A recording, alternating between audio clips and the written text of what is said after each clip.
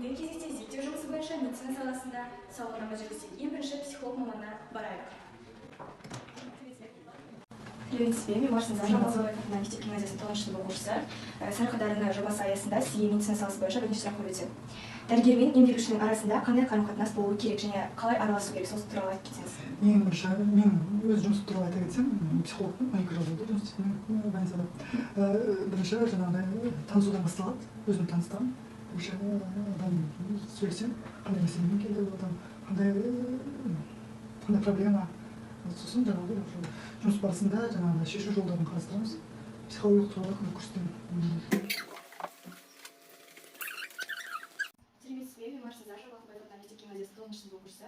Сарыарқа жобасы аясында медицина саласы аясында сізге бірнеше сауалдар қойып кетемін. Ең бірінші сөзіңізді таныстырып кетсеңіз, қандай салада жұмыс істейсіз?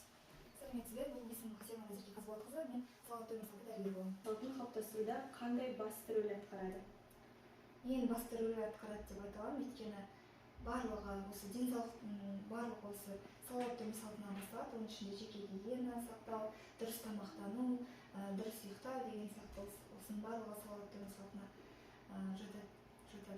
Жалпы осы қағидаларды сіз күнделікті ұмытасыз ба? Қандай жұмыс жасайсыз? Әрине соның ең бірінші тазалық сақтау, таңертең тұру, ерте тұру, уақытымен ұйықтау, уақытымен тамақтану барлығы осы салауатты өмір салтына кіреді деп ойлаймын. Барлық адам болса ешқандай денсаулықтан зиян келмейді деп ойлаймын. Бұл әр адамға байланысты, әр адам жасау керек салауатты өмір Одан кейін оны бар ма жоқ па соны тексереміз. Направлениеға бізге салды ма салмады ма соны тексереміз. Дейді мысалы үшін. Оны тексереміз.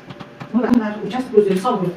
Направлениемен келіп, үшін келетін пациент бізге постоянно направление салды. Сосын ең бірінші дәрігерге қарап, содан дәрігер ол кісіні анализға бізге зертханаға направление салды. Жалпы өзіңіз таныстырсаңыз, жалпы мен Бадина Қаракөл Үмітайғызы 63 жылы туғанмын.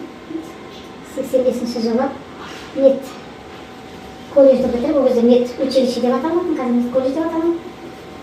Содан 87 жылдан бері осы Шет аудандық ауруханасында медбике болып жұмысқа орналастым. Одан кейін әр салада жұмыс істедім, хирургия бөлімінде, психиатрия бөлімінде, процедурында. Одан кейін 93 жылы біз жаңа больницаға көшіп, осы больницаға. Содан мені лабораторияға оқуға жіберіп, содан мені лабораторияға ауыстырып алды. Сол лабораторияда сол жылдан бері осы лабораторияда жұмыс істеп жатырмын.